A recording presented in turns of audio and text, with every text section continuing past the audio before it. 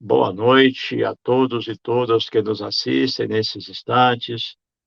Que Jesus possa nos abençoar, possa nos amparar e nos fortalecer sempre. Sejam todos e todas bem-vindos e bem-vindas, né, a mais uma palestra no GK.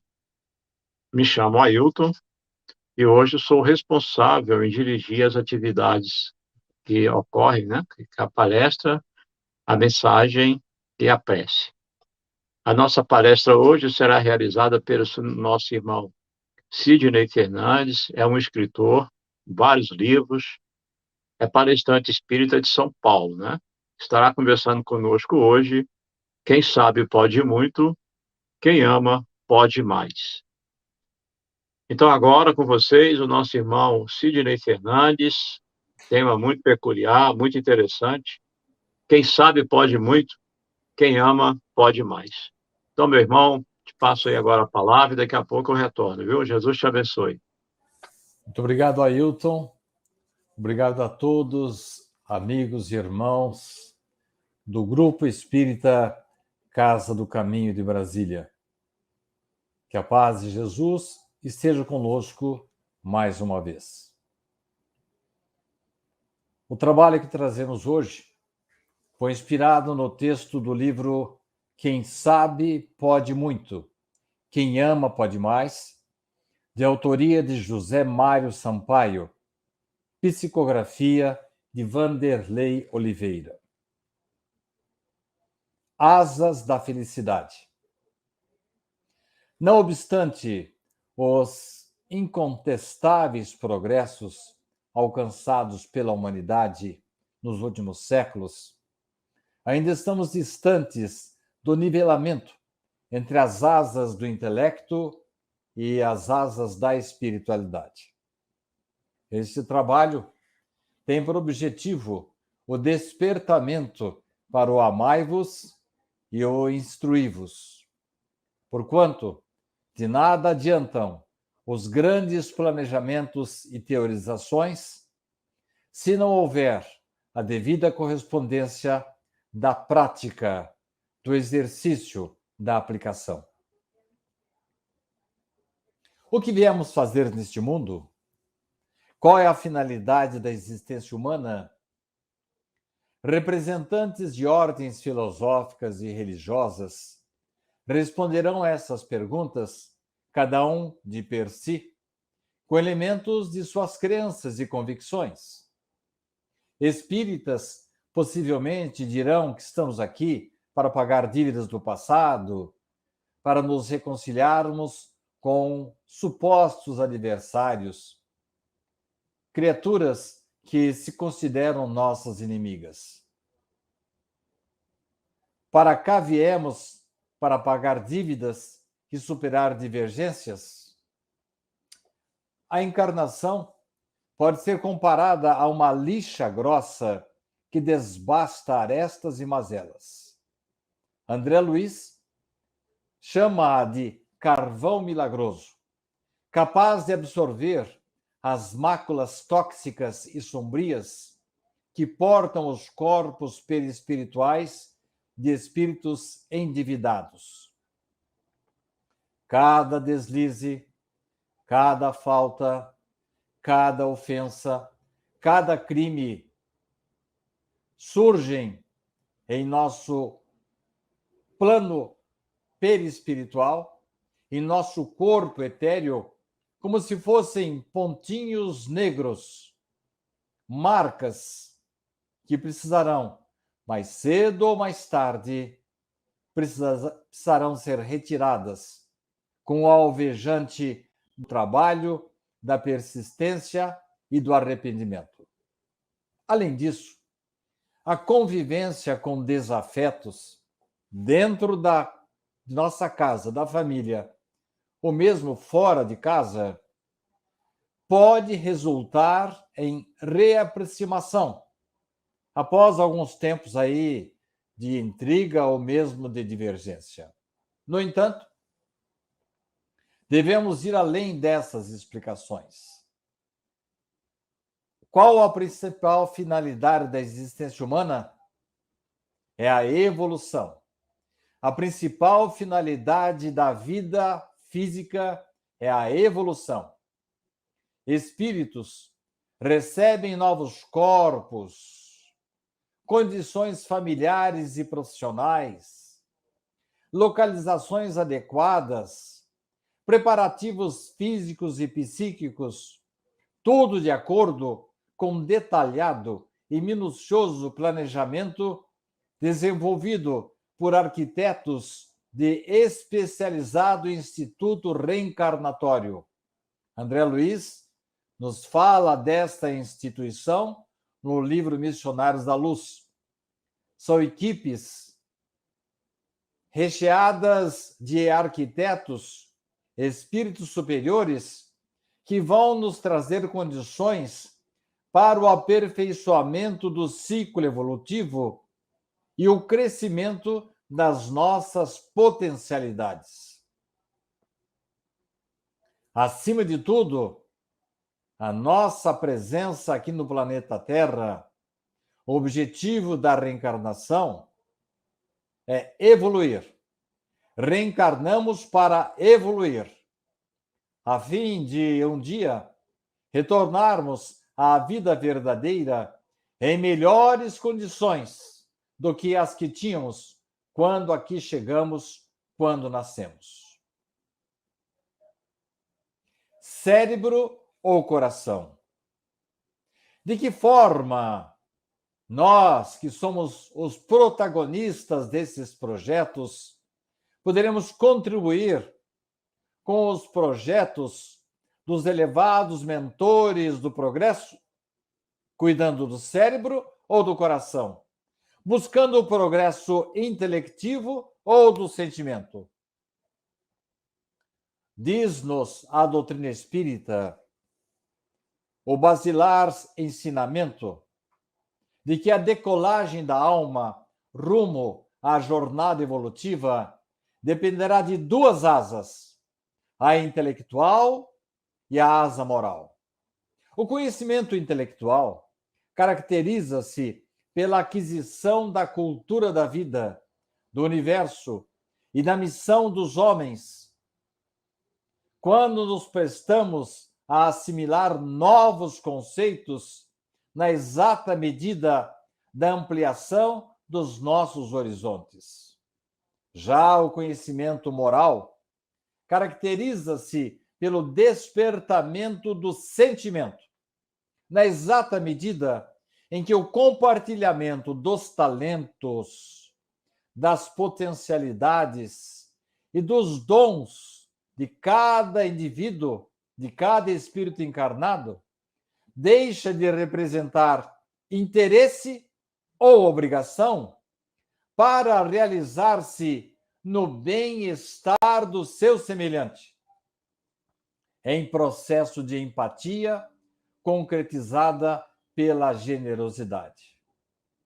A página Psicologia da Caridade, que acabou de ser lida, que consta do Livro da Esperança de Emmanuel, aliás, um livro que foi lançado em 1964, exatamente para comemorar o centenário do Evangelho segundo o Espiritismo, fala-nos bem de perto da parábola do bom samaritano como um protótipo, um modelo daquilo que devemos procurar, almejar, conquistar para adquirirmos o conhecimento moral.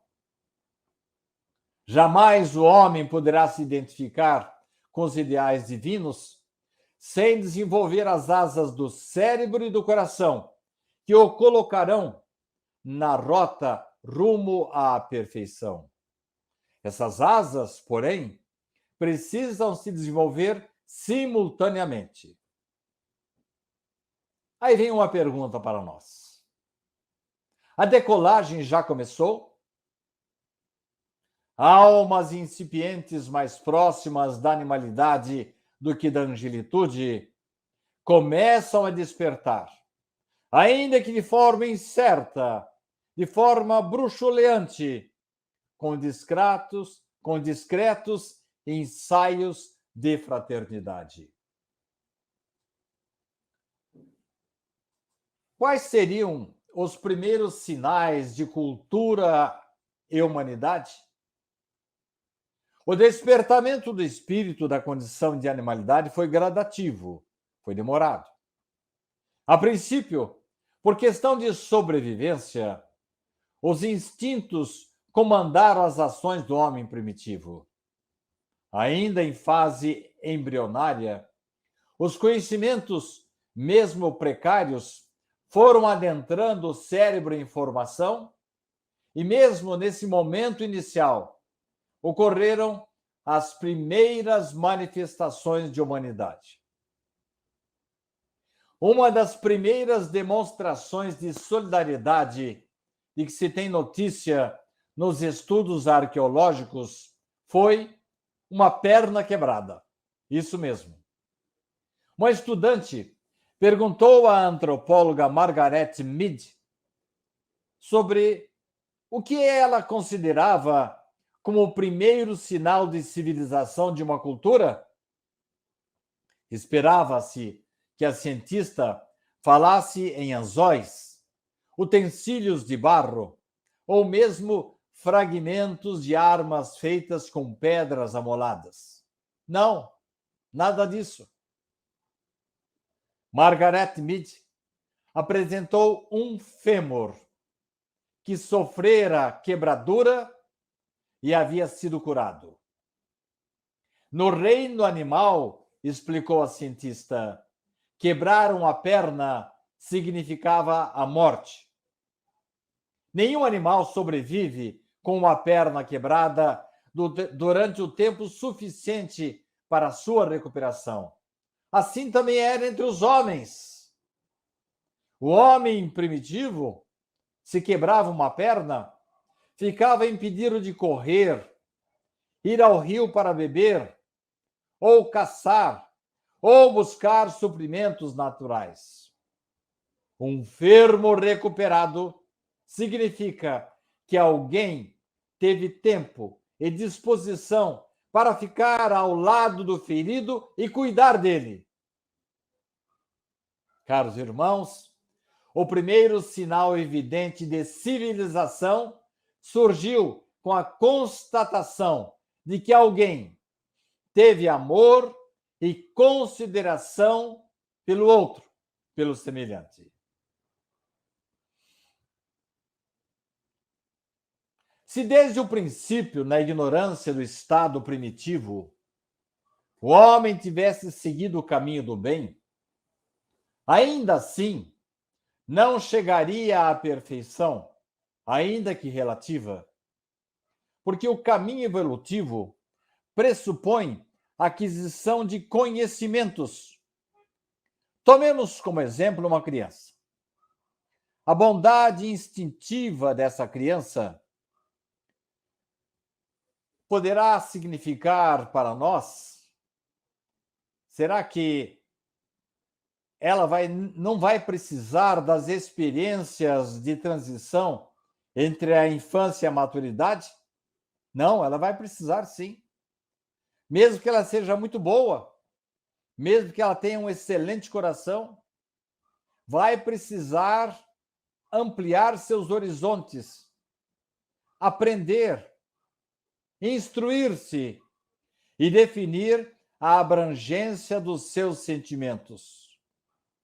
Quanto mais conhecimentos nós adquirimos, maior a capacidade adquirimos de sermos bons, de sermos melhores. Daí, os espíritos superiores nos dizerem que precisamos progredir de uma maneira linear, com as duas asas, o conhecimento e o sentimento. Para que ocorra o crescimento moral dentro dos parâmetros preconizados pelos planejamentos divinos, torna-se necessário que o espírito conheça os caminhos que os sentimentos deverão percorrer, para que eles sejam aplicados adequadamente. O sentimento sem a razão, sem o conhecimento, poderá enveredar para a indisciplina, para o fanatismo ou ainda para a educação inadequada. Narra André Luiz a situação de Paulo. A mãe de Paulo reivindicava, em assembleia do plano espiritual, a oportunidade de retornar ao campo terrestre, a fim de reabilitar o filho querido. Ele se encontrava em extrema miséria moral, imerso em regiões trevosas, sem possibilidade de contato com a genitora. Por que chegar a essa condição? Será que na terra não havia recebido boa educação da sua mãe? Aqui na arena terrestre? A mãe aflita era dotada de excelentes qualidades morais. No entanto, faltaram-lhe os cuidados com a disciplina e o estabelecimento de limites. Mentores espirituais fizeram-na melhor analisar os seus procedimentos quando estava aqui encarnada como mãe. Acontece que a exagerada proteção que deu ao seu filho e a ausência de educação adequada comprometeram os limites que deveriam ser estabelecidos na vida de seu filho, de Paulo. Estamos aí, caros amigos e irmãos, diante de um típico caso de mau direcionamento do amor. Esse mau direcionamento favoreceu a indolência, alimentou a prepotência e fez surgir a agressividade e a rebeldia. Esquecera-se a pobre mãe que o amor pode ser expressado de inúmeras formas, dentre elas a da disciplina, a do trabalho, a do estudo e da vida honesta e digna. E agora? O que vai acontecer com a mãe e com o filho? Retornarão à vida terrestre, sem mais o excesso de conforto, com difícil condição de sobrevivência e com carência de recursos. A mãe estará, porém, consciente de que precisará conduzir a nova relação de maternidade nos parâmetros da moral e da disciplina. Ela vai ser aquela mãe que vai conduzir o filho com rédeas curtas, com os conhecimentos adquiridos no plano espiritual, para que o amor prestado ao seu filho seja respaldado pelo conhecimento aliado à ética. Coração precisa do cérebro, sob pena de patrocinar desregramento e conduta viciosa.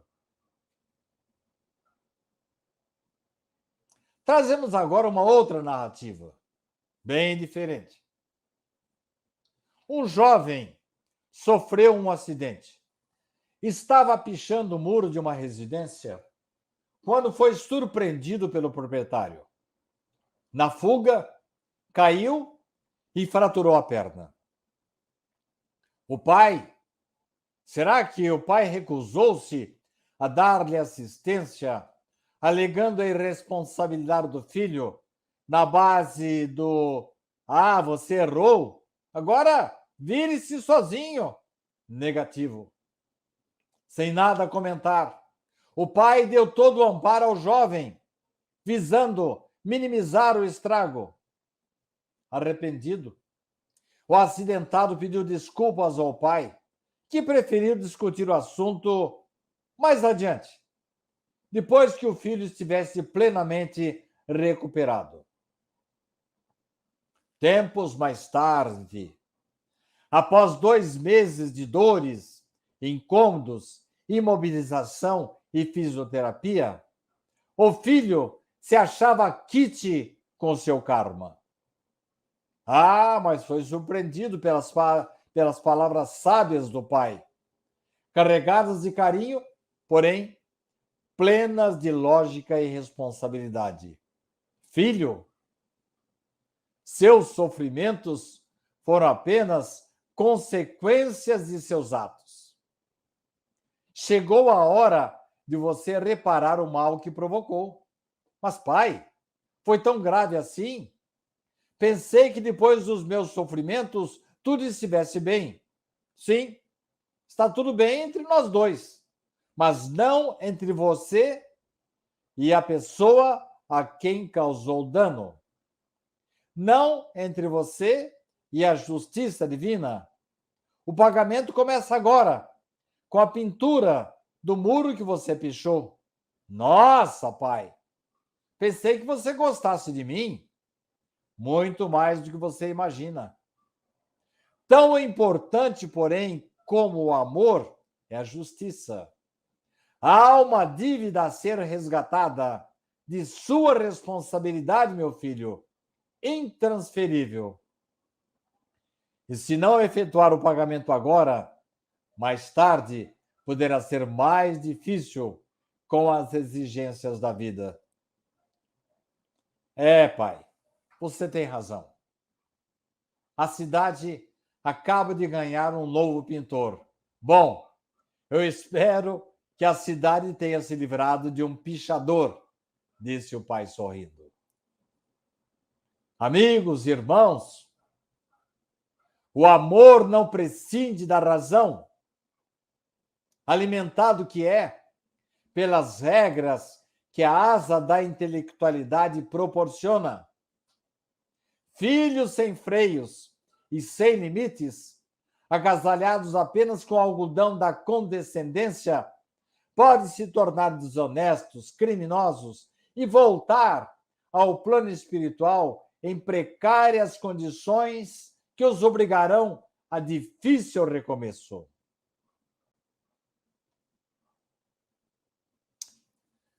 Na década de 60, quando iniciei minha atividade profissional, as condições de trabalho eram extremamente precárias.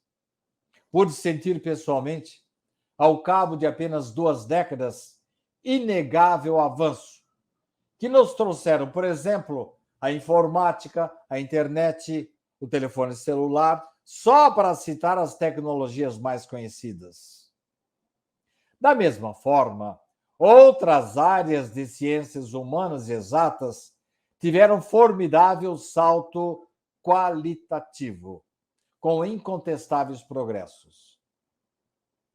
A inteligência humana está obtendo, sob o ponto de vista científico, artístico e de qualidade de vida, resultados jamais dantes alcançados. E quanto ao progresso espiritual? A atual situação do orbe terrestre muito se assemelha à descrita por Emmanuel, quando cita o sistema de Capela, constelação que se faz acompanhar de sua família de mundos, quase todos já purificados, física e moralmente.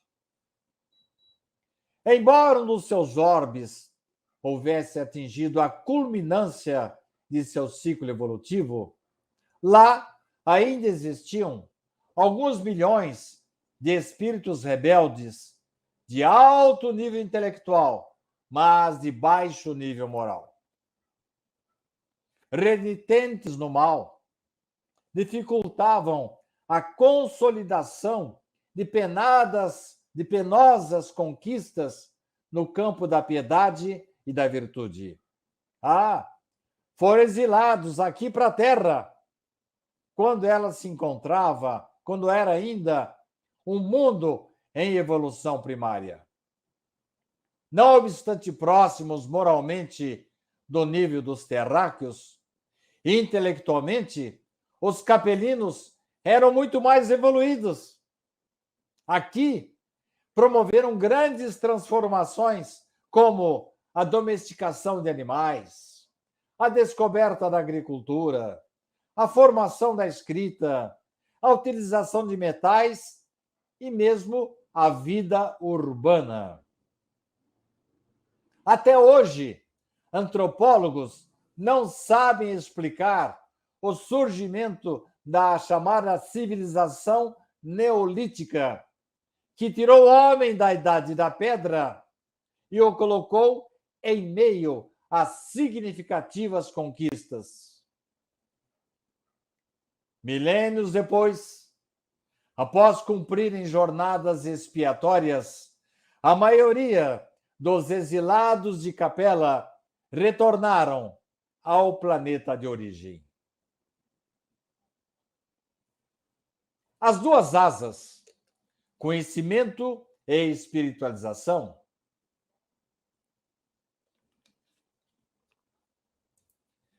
as duas asas, conhecimento e espiritualização, devem estar niveladas e precisam se desenvolver simultaneamente.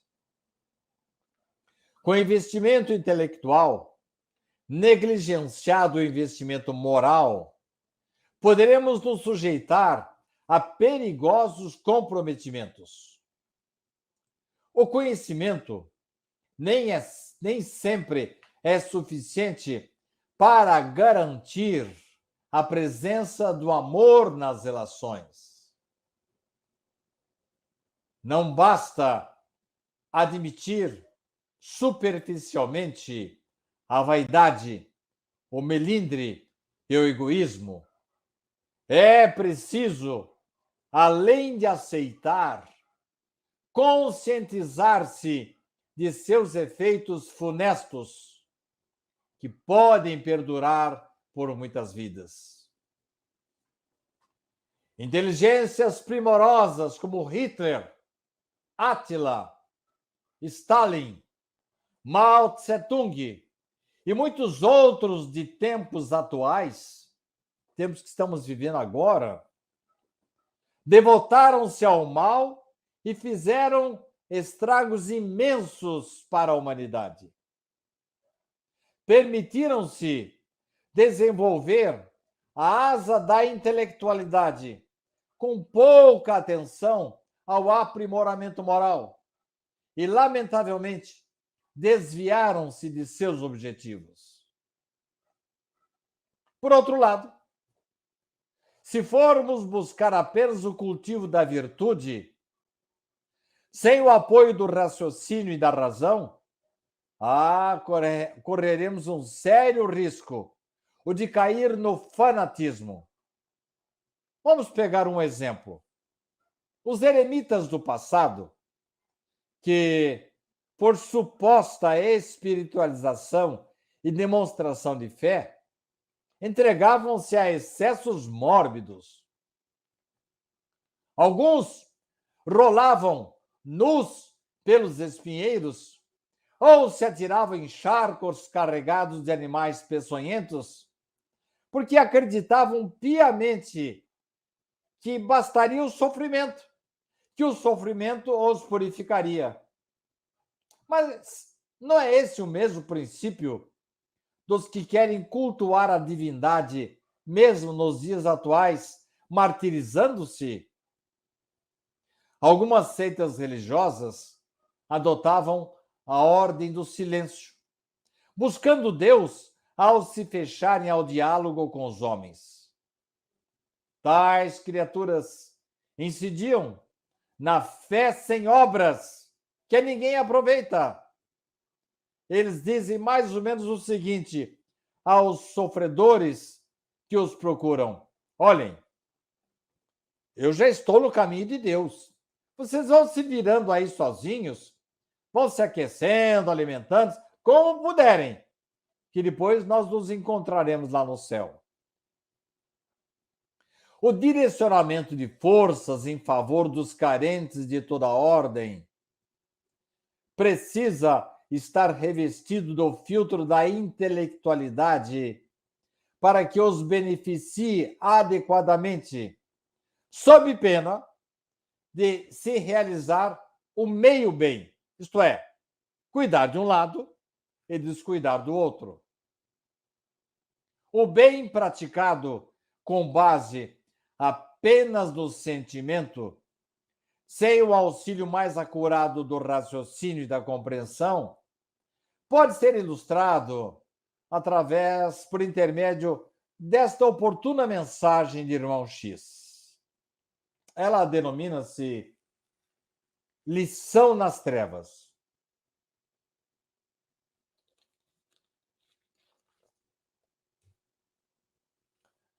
Espírito benfeitor penetrou a escura região a fim de apaziguar, abençoar e aliviar grupos desesperados. O serviço avançava com muita dificuldade.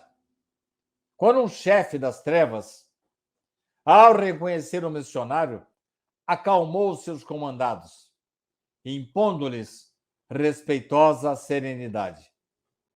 Conheces-me? Perguntou o protetor. Sim, eu era doente na terra e curaste-me, lavaste minhas feridas, deste-me teto e agasalho, supriste minha casa de pão e roupa, assistindo a mim e a minha família. Muitas vezes dividiste comigo o pouco de dinheiro que trazias no bolso. Surpreso, o bondoso irmão estranhou a deferência e perguntou: Mas por que agora entregas-te à obsessão e à delinquência?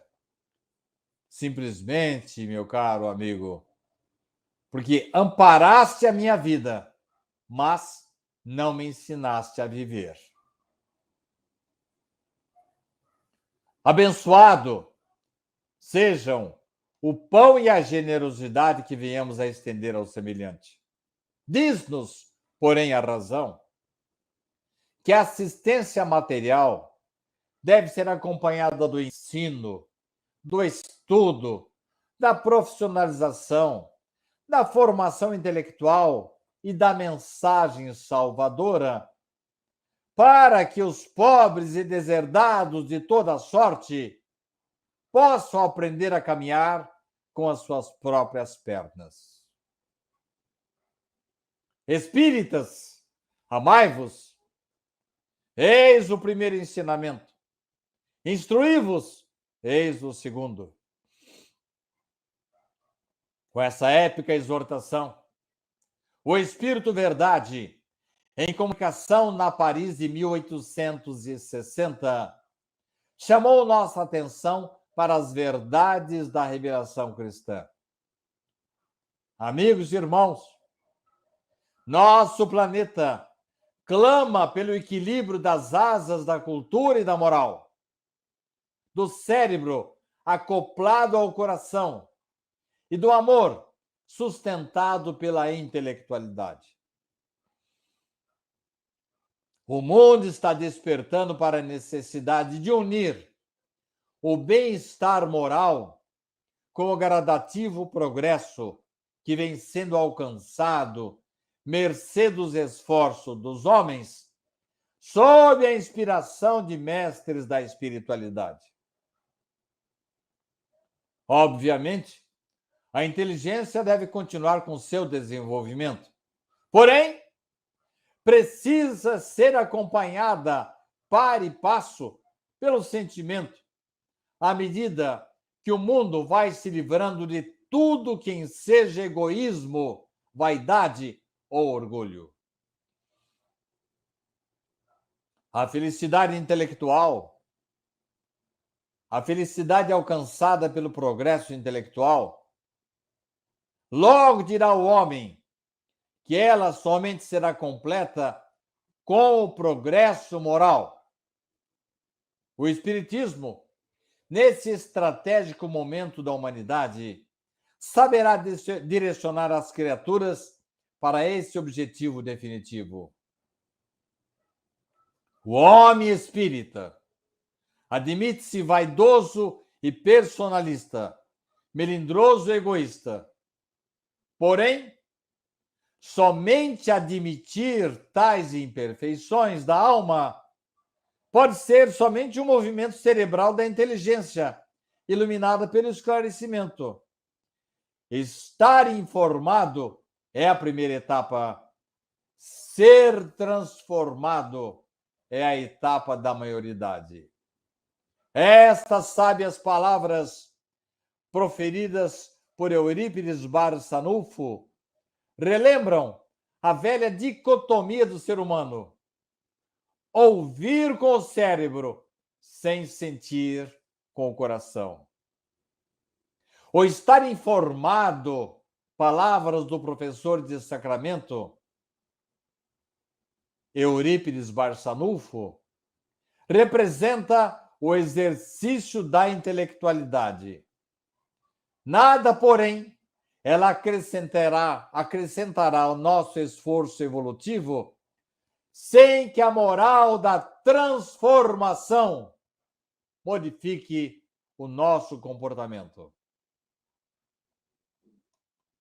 Alerta-nos Allan Kardec, em O Livro dos Espíritos, que a superioridade moral nem sempre guarda proporção com a superioridade intelectual, sendo a recíproca verdadeira. Caminhar para o nivelamento das asas evolutivas depende, alerta o codificador Allan Kardec, depende da educação. A centelha divina que confere ao espírito senso moral também lhe dá o alcance intelectual. É chegado o momento de adquirirmos novos hábitos, formar novos caracteres, porquanto, diz Kardec, a educação é o conjunto dos hábitos adquiridos. Sendo ele o primeiro desenvolvimento que desponta no homem civilizado, como pode o progresso intelectual engendrar o progresso moral? Pergunta Allan Kardec. Responde os espíritos, fazendo compreensíveis o bem e o mal. O homem, a partir daí, poderá escolher.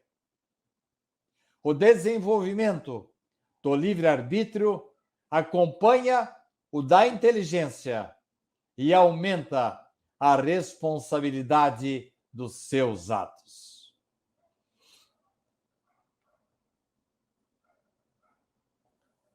Para que o amor possa ser vivenciado plenamente, amigos e irmãos, é necessário o conhecimento, que nos permitirá a perfeita distinção entre o bem e o mal. Sem ele, sem o conhecimento, poderemos enveredar para a fantasia, para o fanatismo e perder preciosas oportunidades reencarnatórias. O Instruí-vos está presente nos preparativos proporcionados pelos institutos de reencarnação descritos por André Luiz. E o Amai-vos no cumprimento das promessas que precedem o início de uma nova jornada existencial.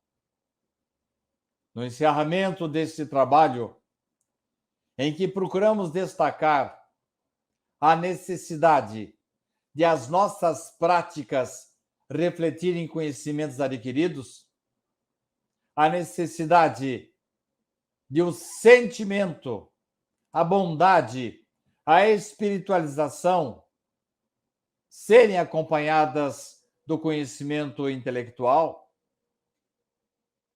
julgamos oportuno trazer, resumidamente, expressiva história narrada por irmão X, para que tenhamos presente a necessidade de o amai-vos, guardar consonância com instruí-vos, a fim de que a bênção da atual encarnação seja coroada pela realização dos compromissos evolutivos.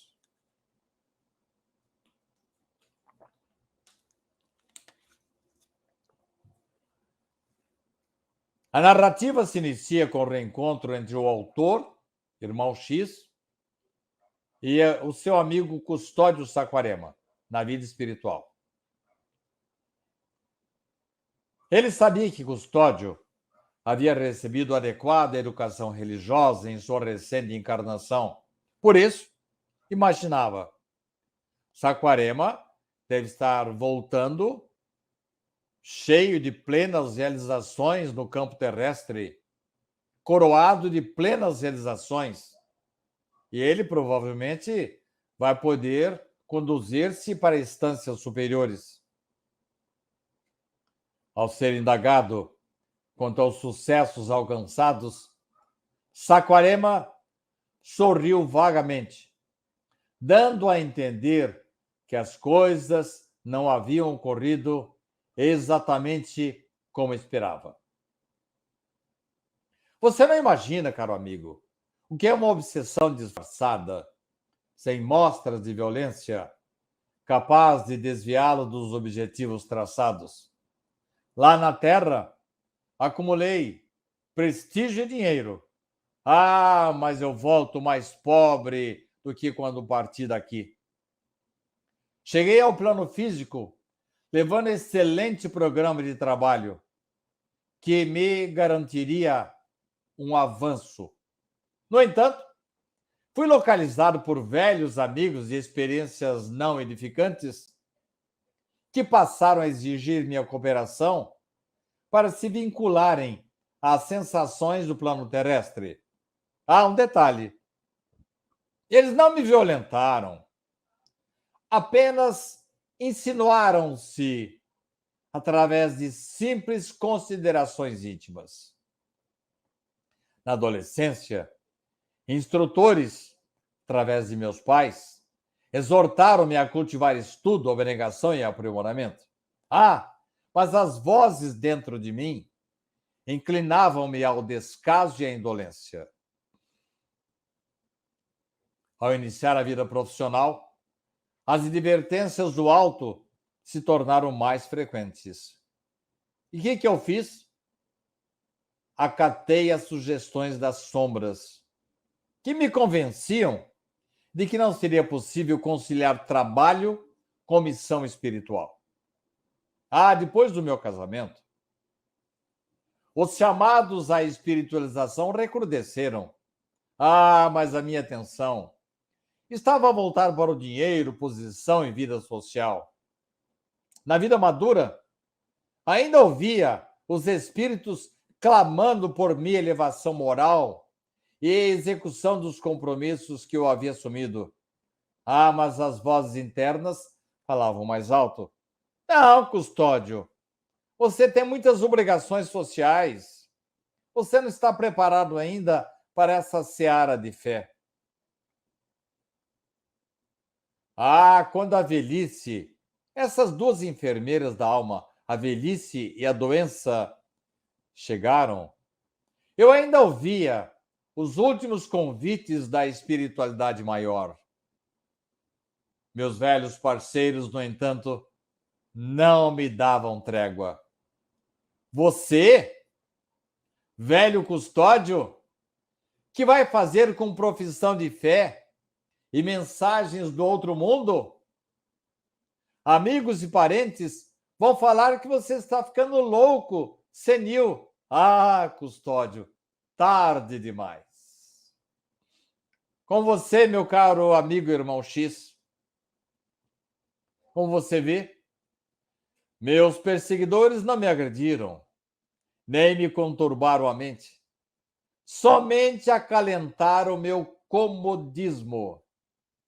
Volto para cá de mãos vazias, embora tenha tido um campo fértil à disposição, onde eu poderia ter colhido inimagináveis tesouros. Sei que você escreve para os homens da terra. Alerte-os para a obsessão pacífica provinda de parceiros, não necessariamente obsessores, que incensam, que estimulam o comodismo, nos afastam dos compromissos assumidos.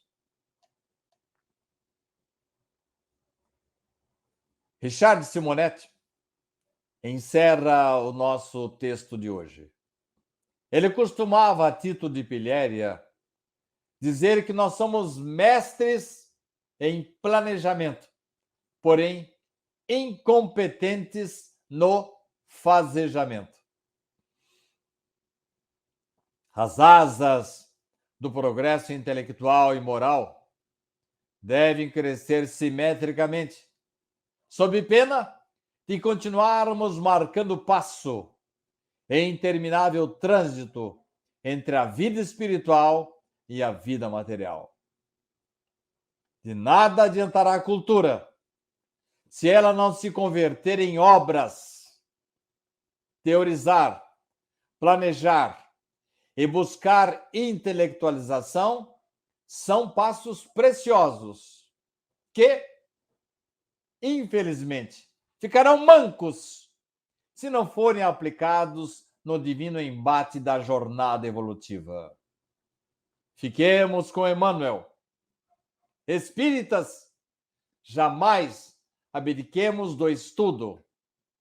Estejamos sempre conscientes, porém, de que a doutrina espírita nos reconduz ao Evangelho do Cristo, que nos faz compreender definitivamente que a imensa evolução científica do homem terrestre deverá nos conduzir inelutavelmente para o sol moral do mundo, a brilhar hoje como brilhava ontem, para brilhar mais intensamente amanhã. Eu agradeço a oportunidade que os irmãos do GECAM, Grupo Espírita Casa do Caminho de Brasília, me deram nesta noite. Despeço-me esperando que Jesus, que inspirou todos esses textos, Allan Kardec, que nos conduziu à codificação e ao esclarecimento, André Luiz, Emmanuel, Irmão X e outros mentores que inspiraram esse texto possam levar a paz de Deus para as nossas casas. Que Jesus nos abençoe sempre. Que maravilha essa tua fala. Eu até estava escrevendo aqui algumas coisas, né?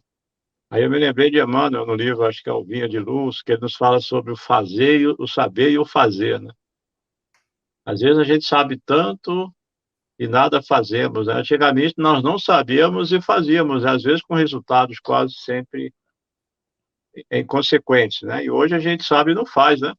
Enfim, a gente vai sempre adiando essa coisa de amanhã eu faço. Tem espírito que diz assim, não, essa encarnação eu já perdi, eu vou deixar para a próxima. Pelo amor de Deus, não faça isso.